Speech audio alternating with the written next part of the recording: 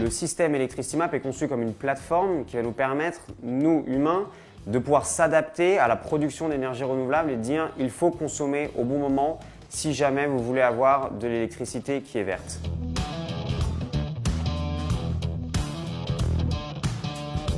La manière de le comprendre intuitivement, c'est de dire si là maintenant à la maison, depuis votre prise électrique, vous mettez votre voiture électrique à charger ou vous regardez la télé, on va pouvoir dire d'où vient cette électricité, comment est-ce qu'elle a été produite, est-ce qu'elle a été importée du voisin ou pas. Et en retraçant l'origine de l'électricité, on peut comprendre quelles sont les émissions de carbone qui ont été associées. Donc en gros dire, si le vent par exemple est en train de souffler, on va avoir de l'électricité décarbonée, donc peu d'impact climatique. Ou au cas contraire, si on le fait à un moment où il y a des centrales à charbon qui vont produire l'électricité qu'on va utiliser à la maison, au final on contribue quand même à avoir un impact climatique qui est plus grand. Alors nous on utilise un code couleur qui part du vert pour dire l'électricité est décarbonée, donc peu d'impact climatique, à quelque chose qui est plutôt marron-noir, qui veut dire qu'il y a énormément d'impact climatique. Et donc la France va être en verte parce que son électricité provient du nucléaire, et donc c'est pas vert d'un point de vue une énergie verte, c'est vert d'un point de vue, il y a très peu d'émissions de carbone qui sont associées à la consommation d'électricité. Donc il n'y a pas que l'électricité dans le monde, il y a aussi de l'énergie, les transports, etc. Donc c'est pas pour ça qu'on va dire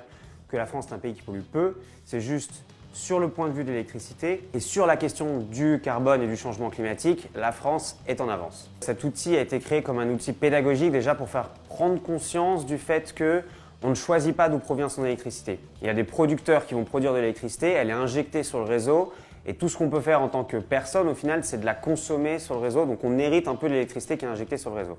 Donc ce qu'on va pouvoir faire par contre, c'est la consommer au bon moment. Donc, par exemple, si on avait une information qui nous disait voilà, dans 2 heures le vent va souffler ou dans 2 heures on éteint les centrales à charbon parce que c'est l'hydraulique qui prend le relais,